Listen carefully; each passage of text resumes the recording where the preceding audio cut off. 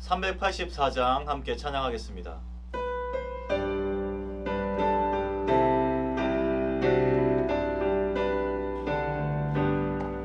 나의 갈 길 다가도록 예수 인도하시니 내 주 안에 있는 긍휼 없이 의심하리요. 믿음으로 사는 자는 하늘 위로 받겠네. 무슨 일을 만나든지 만사 형통하리라. 무슨 일을 만나든지 만사 형통하리라. 나의 갈 길 다가도록 예수 인도하시니 어려운 일 당할 때도 족한 은혜 주시네. 나는 심히 고단하고 영혼 매우 달아나 나의 앞에 반석에서 샘물 나게 하시네. 나의 앞에 반석에서 샘물 나게 하시네. 나의 갈 길 다가도록 예수 인도하시니 그의 사랑 어찌 큰지 말로 알 수 없도다. 성령 감화받은 영혼 하늘 날아갈 때에 영영 부를 나의 찬송 예수 인도하셨네. 영영 부를 나의 찬송 예수 인도하셨네.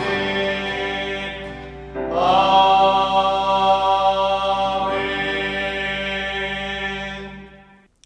다 함께 기도드리겠습니다. 사랑과 은혜가 충만하신 하나님 아버지, 주의 은혜로 말미암아 오늘도 삶을 열게 하시니 감사합니다. 주께서 베푸신 은혜 기억하며 이 은혜에 응답하는 하루 되게 도와주시옵소서. 주님, 부활의 첫 열매가 되어주셔서 오늘도 부활 소망으로 이 땅에서의 삶을 살 수 있게 하시니 감사합니다. 사는 날 동안 땅의 것에 눈을 돌리고 시간을 허비하지 않게 하시고 하늘 소망 가지고 충만하고 형통한 삶을 살게 도와주시옵소서. 모든 세대 연합을 통해 우리 교회의 비전을 꿈꾸게 하시니 감사합니다. 우리가 하나님의 약속을 이어갈 수 있도록 하나님께서 우리 교회를 사용하여 주시고 우리의 기도에 응답하여 주시옵소서. 그리하여 우리 수유제일교회가 세대의 세대를 이어 하나님의 언약을 이어가는 귀하고 복된 교회 되게 도와 주시옵소서. 이제 주님께서 허락하신 말씀의 자리로 나아갑니다. 오늘도 이 말씀이 우리의 삶을 주장하고 인도하게 하여 주옵소서. 감사드리며 우리 구주 예수 그리스도의 이름으로 기도드립니다. 아멘. 오늘 함께 통독할 말씀은 사사기 7장입니다. 여룻바알이라 하는 기드온과 그를 따르는 모든 백성이 일찍이 일어나 하롯셈 곁에 진을 쳤고 미디안의 진영은 그들의 북쪽이요 모레산 앞 골짜기에 있었더라. 여호와께서 기드온에게 이르시되 너를 따르는 백성이 너무 많은즉 내가 그들의 손에 미디안 사람을 넘겨주지 아니하리니 이는 이스라엘이 나를 거슬러 스스로 자랑하기를 내 손이 나를 구원하였다 할까 함이니라. 이제 너는 백성의 귀에 외쳐 이르기를 누구든지 두려워 떠는 자는 길르앗산을 떠나 돌아가라 하라 하시니 이에 돌아간 백성이 22,000명이요 남은 자가 10,000명이었더라. 여호와께서 또 기드온에게 이르시되 백성이 아직도 많으니 그들을 인도하여 물가로 내려가라. 거기서 내가 너를 위하여 그들을 시험하리라. 내가 누구를 가리켜 내게 이르기를 이 사람이 너와 함께 가리라 하면 그는 너와 함께 갈 것이요 내가 누구를 가리켜 내게 이르기를 이 사람은 너와 함께 가지 말 것이니라 하면 그는 가지 말 것이니라 하신지라. 이에 백성을 인도하여 물가에 내려가매 여호와께서 기드온에게 이르시되 누구든지 개가 핥는 것 같이 혀로 물을 핥는 자들을 너는 따로 세우고 또 누구든지 무릎을 꿇고 마시는 자들도 그와 같이 하라 하시더니 손으로 움켜 입에 대고 핥는 자의 수는 300명이요 그 외의 백성은 다 무릎을 꿇고 물을 마신지라. 여호와께서 기드온에게 이르시되 내가 이 물을 핥아 먹은 300명으로 너희를 구원하며 미디안을 내 손에 넘겨주리니 남은 백성은 각각 자기의 처소로 돌아갈 것이니라 하시니 이에 백성이 양식과 나팔을 손에 던지라. 기드온이 이스라엘 모든 백성을 각각 그의 장막으로 돌려보내고 그 300명은 머물게 하니라. 미디안 진영은 그 아래 골짜기 가운데 있었더라. 그 밤에 여호와께서 기드온에게 이르시되 일어나 진영으로 내려가라. 내가 그것을 내 손에 넘겨 주었느니라. 만일 내가 내려가기를 두려워하거든 내 부하 부라와 함께 그 진영으로 내려가서 그들이 하는 말을 들으라. 그 후에 내 손이 강하여져서 그 진영으로 내려가리라 하시니 기드온이 이에 그의 부하 부라와 함께 군대가 있는 진영 근처로 내려간즉 미디안과 아말렉과 동방의 모든 사람들이 골짜기에 누웠는데 메뚜기의 많은 수와 같고 그들의 낙타의 수가 많아 해변에 모래가 많은 같은지라. 기드온이 그곳에 이른즉 어떤 사람이 그의 친구에게 꿈을 말하여 이르기를 보라 내가 한 꿈을 꾸었는데 꿈에 보리떡 한 덩어리가 미디안 진영으로 굴러들어와 한 장막에 이르러 그것을 쳐서 무너뜨려 위쪽으로 엎으니 그 장막이 쓰러지더라. 그의 친구가 대답하여 이르되 이는 다른 것이 아니라 이스라엘 사람 요아스의 아들 기드온의 칼이라. 하나님이 미디안과 그 모든 진영을 그의 손에 넘겨주셨느니라 하더라. 기드온이 그 꿈과 해몽하는 말을 듣고 경배하며 이스라엘 진영으로 돌아와 이르되 일어나라 여호와께서 미디안과 그 모든 진영을 너희 손에 넘겨주셨느니라 하고 300명을 세대로 나누어 각 손에 나팔과 빈 항아리를 들리고 항아리 안에는 횃불을 감추게 하고 그들에게 이르되 너희는 나만 보고 내가 하는 대로 하되 내가 그 진영 근처에 이르러서 내가 하는 대로 너희도 그리하여 나와 나를 따르는 자가 다 나팔을 불거든 너희도 모든 진영 주위에서 나팔을 불며 이르기를 여호와를 위하라 기드온을 위하라 하라니라. 기드온과 그와 함께한 100명이 이경초에 진영 근처에 이른즉 바로 파수꾼들을 교대한 때라. 그들이 나팔을 불며 손에 가졌던 항아리를 부수니라. 세대가 나팔을 불며 항아리를 부수고 왼손에 횃불을 들고 오른손에 나팔을 들어 불며 외쳐 이르되 여호와와 기드온의 칼이다 하고 각기 제자리에 서서 그 진영을 에워싸매 그 온 진영의 군사들이 뛰고 부르짖으며 도망하였는데 300명이 나팔을 불 때에 여호와께서 그 온 진영에서 친구끼리 칼로 치게 하심으로 적군이 도망하여 스레라의 베시다에 이르고 또 답밭에 가까운 아벨 무홀라의 경계에 이르렀으며 이스라엘 사람들은 납달리와 아셀과 온 므낫세에서부터 부름을 받고 미디안을 추격하였더라. 기드온이 사자들을 보내서 에브라임 온 산지로 두루 다니게 하여 이르기를 내려와서 미디안을 치고 그들을 앞질러 벳바라와 요단강에 이르는 수로를 점령하라 하매 이에 에브라임 사람들이 다 모여 벳바라와 요단강에 이르는 수로를 점령하고 또 미디안의 두 방백 오렙과 스앱을 사로잡아 오렙은 오렙 바위에서 죽이고 스앱은 스앱 포도주 틀에서 죽이고 미디안을 추격하였고 오렙과 스앱의 머리를 요단강 건너편에서 기드온에게 가져왔더라. 아멘. 두려움 대신 믿음으로 라는 제목으로 말씀 전하겠습니다. 오늘 말씀은 기드온의 군대와 미디안 사람들의 전쟁 장면이 담겨 있는 말씀입니다. 드디어 기드온의 군대가 미디안 사람들과 한판 승부를 겨룰 만반의 준비를 마쳤습니다. 그런데 이스라엘의 전세가 별로 좋아 보이지는 않습니다. 이스라엘에는 네 지파에서 모인 3만 2천 명의 군사가 있었습니다. 반면 적군은 13만 5천 명에 달했습니다. 약 4배 이상의 차이가 났습니다. 단순하게 산술적으로만 계산해도 이스라엘 군인 1명이 적군 4명에서 5명을 상대해야 하는 숫자였습니다. 게다가 그 미디안에게는 낙타가 있었습니다. 여러분들이 이런 상황에 처해 있다면 어떠한 마음이 드시겠습니까? 이런 정황을 감안하면 기드온이 불안해하는 것은 당연해 보입니다. 도대체 승리가 보이지 않는 상황이었습니다. 그런데 하나님께서는 이런 기드온의 심정을 전혀 모르시는 듯합니다. 하나님께서는 기드온에게 다소 엉뚱한 요구를 하십니다. 지금도 기드온의 군대가 전쟁을 치르기에 열악한 상황이었는데 하나님께서는 이 군대 숫자를 더 줄이라고 말씀하시는 겁니다. 기드온도 그러했겠지만 우리들의 생각으로도 도저히 이해하기 어려운 상황입니다. 오늘 본문 2절에서 3절 말씀 읽어보겠습니다. 여호와께서 기드온에게 이르시되 너를 따르는 백성이 너무 많은즉 내가 그들의 손에 미디안 사람을 넘겨주지 아니하리니 이는 이스라엘이 나를 거슬러 스스로 자랑하기를 내 손이 나를 구원하였다 할까 함이니라. 이제 너는 백성의 귀에 외쳐 이르기를 누구든지 두려워 떠는 자는 길르앗산을 떠나 돌아가라 하라시니 이에 돌아간 백성이 2만 2천 명이요 남은 자가 10,000명이었더라. 하나님께서는 기드온이 거느린 숫자가 너무 많으니 일부를 집으로 되돌려 보내라 말씀하십니다. 하나님 편에서는 이 32,000명의 숫자가 너무 많았던 겁니다. 과연 하나님께서는 무슨 이유 때문에 지금도 열악해 보이는 이 기드온의 군대를 돌려보내라 말씀하셨을까요? 그리고 하나님께서는 이 전쟁을 통해 말씀하시고자 하는 바가 무엇이었을까요? 지금 기드온의 군대가 진을 치고 있는 것은 하롯이라는 셈입니다. 우리는 이 하롯셈의 뜻을 집중해서 보아야 합니다. 하롯의 이름은 떨림, 두려움이란 뜻을 지녔습니다. 그리고 하나님은 이 하롯에서 두려워 떠는 자를 집으로 돌려보내십니다.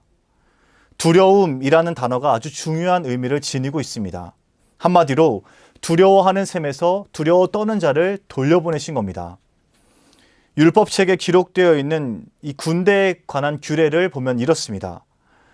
전쟁을 하기 위해 모인 사람들 중에 두려워하는 사람들은 전쟁에 참여시키지 말고 집으로 돌려보내라 기록되어 있습니다. 신명기 20장 8절 말씀입니다. 책임자들은 또 백성에게 말하여 이르기를 두려워서 마음이 허약한 자가 있느냐 그는 집으로 돌아갈지니 그의 형제들의 마음도 그의 마음과 같이 낙심될까 하노라 하고, 마음이 허약한 자는 그의 형제들도 그렇게 될 수 있으니 집으로 돌려보내라는 말씀입니다. 전쟁에 참여할 수 없는 부류가 여럿 있었는데 그 중에 마음이 허약한 자도 포함되어 있었던 겁니다. 그렇다면 왜 두려운 자는 전쟁에 참여할 수 없었을까요? 이 두려움이라는 것이 전쟁을 치르는 군인에게 결격 사유였을까요? 아니면 마음이 담대하지 못한 사람은 험난한 전쟁을 치르기에 부족해서였을까요? 이 두려움에는 그것보다 더 중요한 이유가 담겨 있었습니다. 두려움은 그저 감정적인 두려움만 내포하고 있는 것이 아니었습니다. 두려움은 곧 하나님을 향한 불신이기에 전쟁에 참여할 수 없었던 겁니다. 두려움이 있다는 것은 바꿔 말하면 하나님을 신뢰하지 못하고 하나님을 믿지 못하고 있는 증거입니다. 이스라엘의 전쟁은 독특한 특징이 있다고 말씀드렸습니다. 이 전쟁은 하나님이 싸우시는 것이고 하나님이 승리를 약속해 주신다는 것이었습니다.